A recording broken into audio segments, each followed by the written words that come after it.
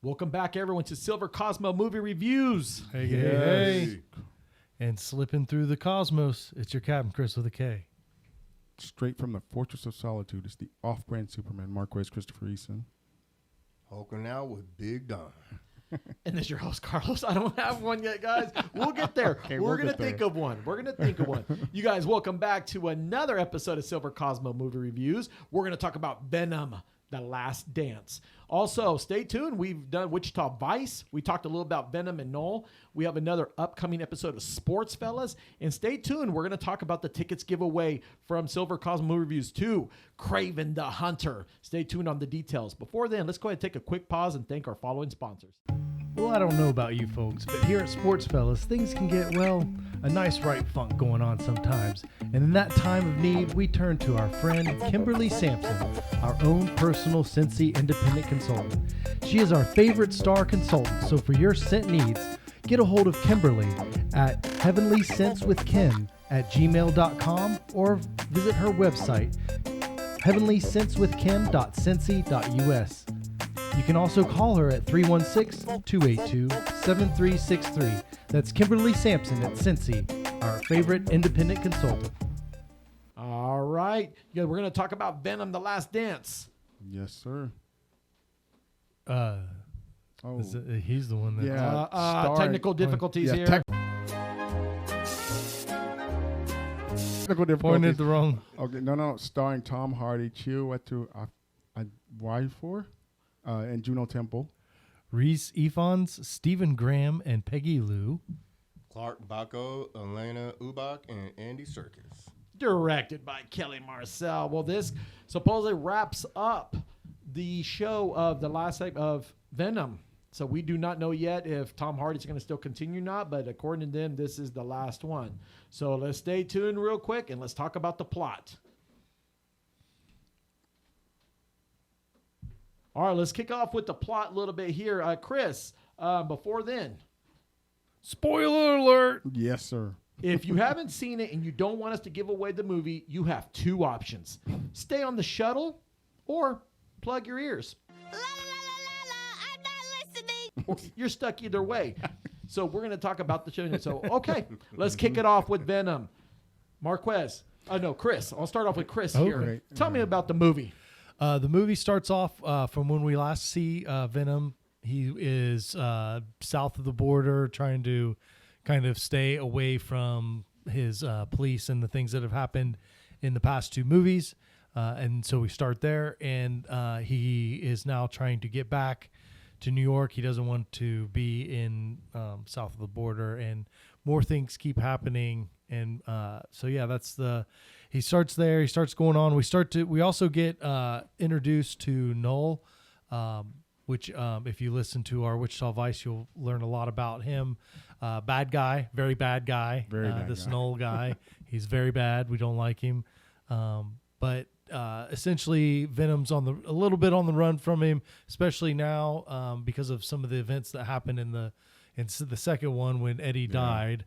And is brought back, that created this thing that Noel wants to escape from, needs to escape from his prison. So then they've got these crazy strong, incredibly unbeatable xenophages that are tracking and apparently can warp anywhere at any time. Yeah. Which it was interesting.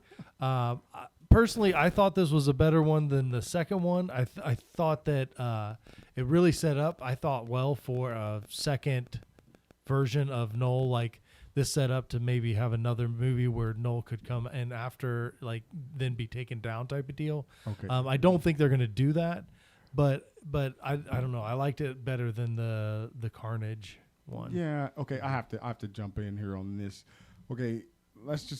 When you've been reading comic books as long as I have, no one ever really dies. Okay, let's just this whole Right. thing. That, okay, this character died. This character's dead. This is not.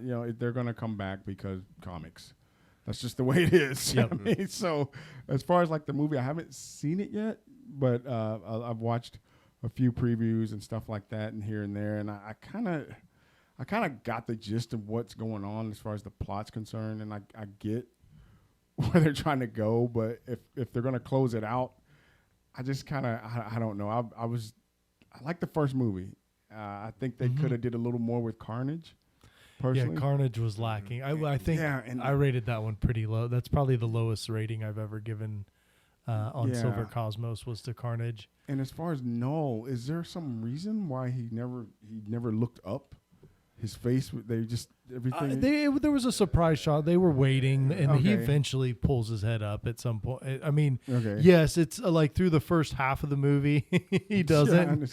I don't know. It's there is a point where like he does once you get into the movie. I'm sure in the preview that was, but yeah, he does, and he talks, and like you see his face, and yeah.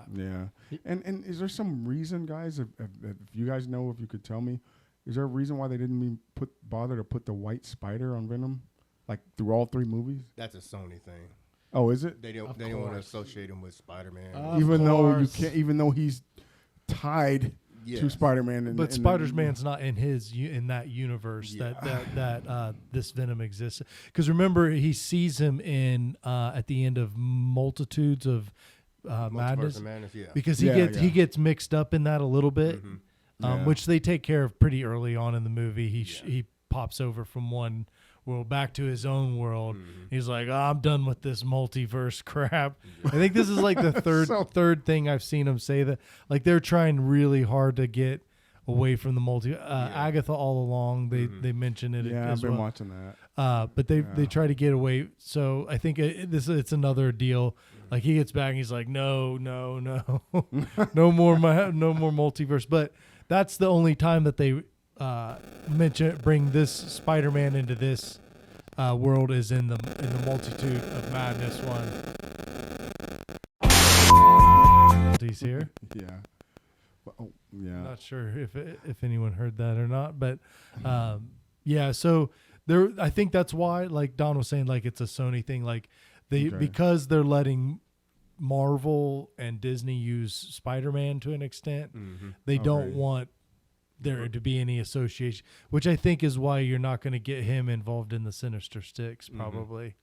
It seemed like they tried to attempt to make a merging when they brought the Spider-Man in, but after the end, I think it was at the end of the second Venom movie that, they corrected their mistake from the Multiverse of Madness, he closed it, everybody forgot about Spider-Man.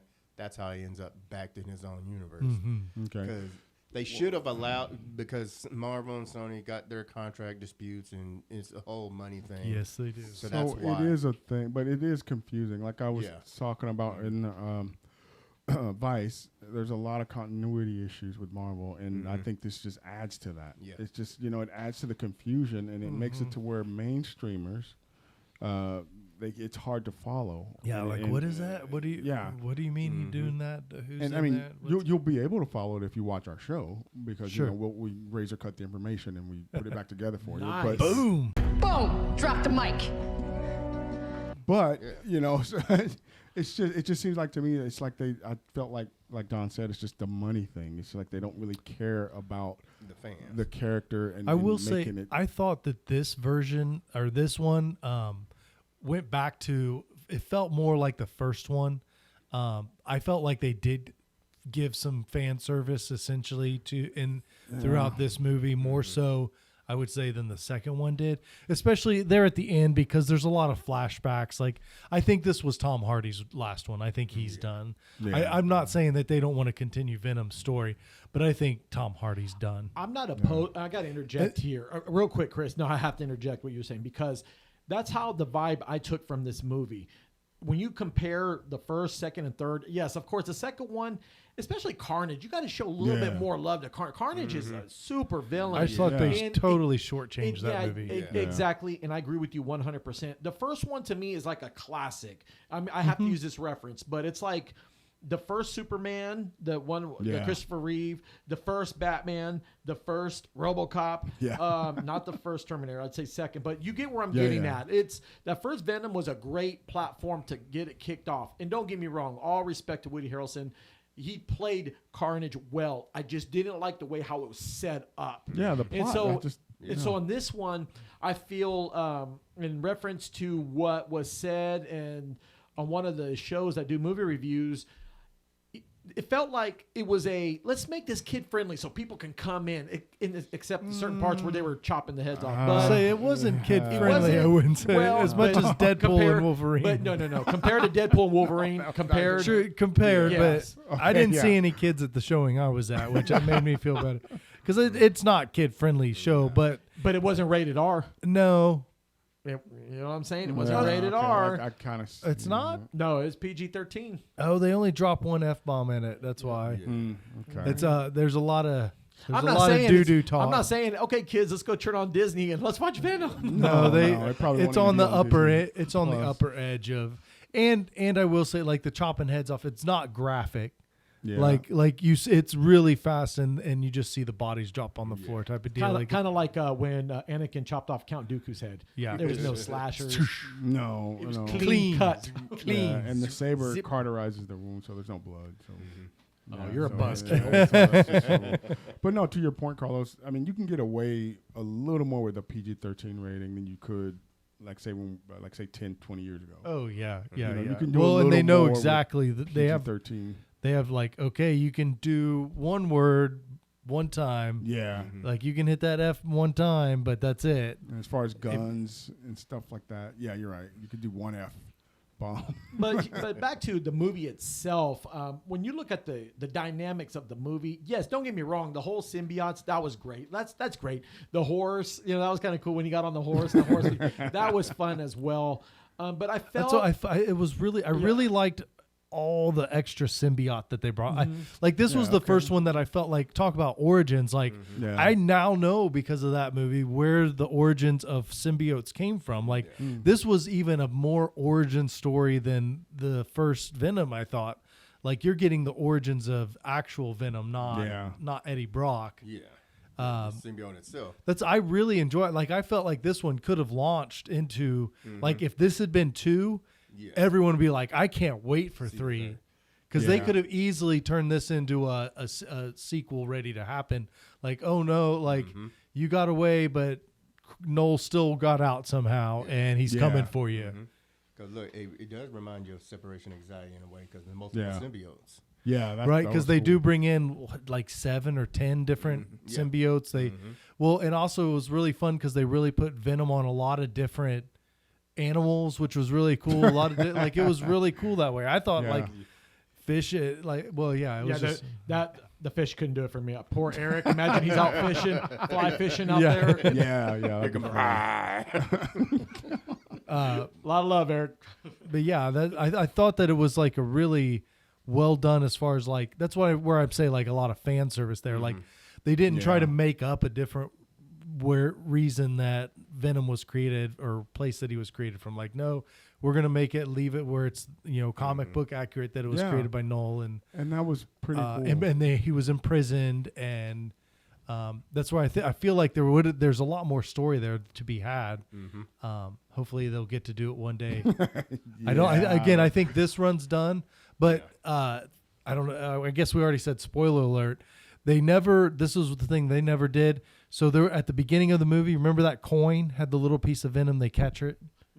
They never said what happened with that little piece of Venom. Well, I did some research. Now, where that little cockroach that was going, and then that vial that they picked up had a little electricity. That came from the girl.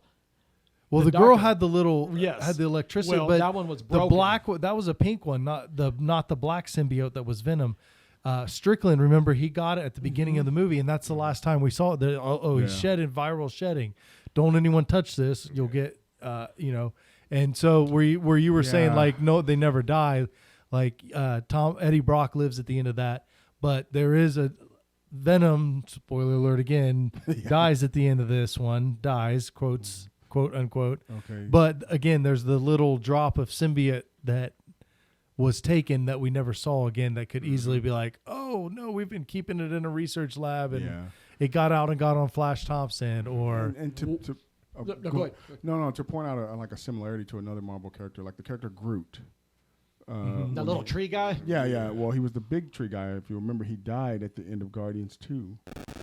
And they had him in this little plant form. And it's the same. It's the same. yeah. It's the same character. and that's what I mean when you leave behind remains with a character that can shapeshift, regenerate, Right. and do all that stuff. So it makes the death or supposed death far less impactful. Now, would I love to see another Venom movie? Maybe. I mean, if they It'd have do to be it, done right. I just want to see it in the Marvel universe, in a way, and connect it with Spider-Man, because that's. Or in like an actual connected Spider-Man universe with Sinister Six. And I'll all make it those simple things. for you. How about this? Hear me out, Chris and Marquez and Don. Okay. Let's play the Sony game. Okay. Let's say at the end that vial, they start over. They start it all over. No Tom Hardy. He rides off in the sun.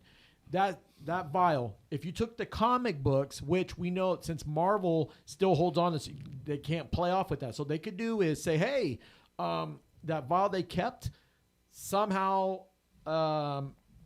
Flash or somebody, Flash Thompson gets it, and then he dons the suit.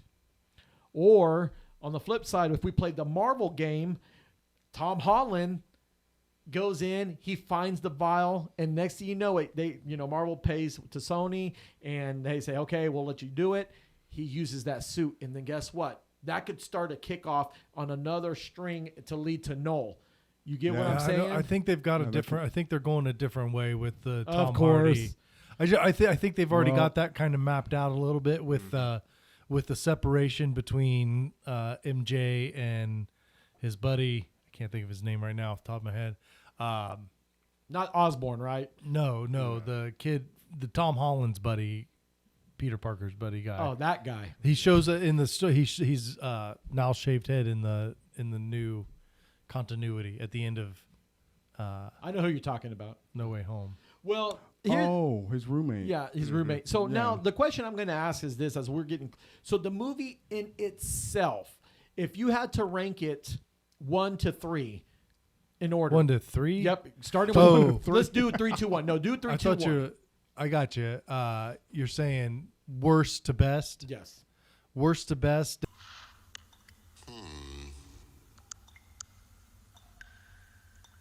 Definitely worst is Carnage.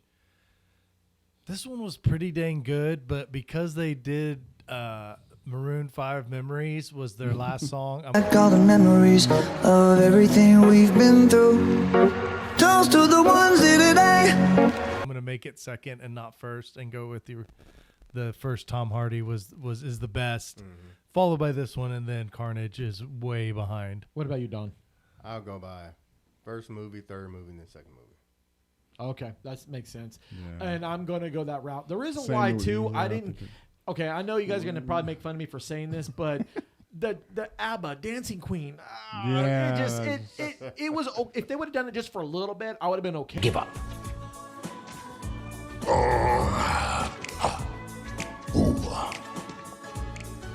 Okay with it, but they kind of pushed it too much. And when I watched the movie, it just seemed like I'm trying to be funny. I'm trying to be serious. I'm trying to be funny. I'm trying to be serious.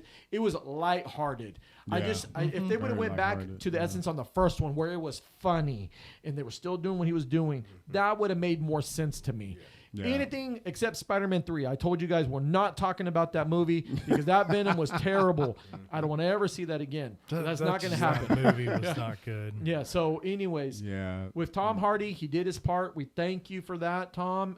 If you come back, that's awesome. Maybe in a multiverse, but if not, it's okay to move on. And start something new. And if Marvel can find a way to bring Venom in, and then they can start their kind of whole deal, that would be great. I will take it like that. So I think they should keep Juno Temple's Flash-based or super speed symbiote there at the end of that. That was real. I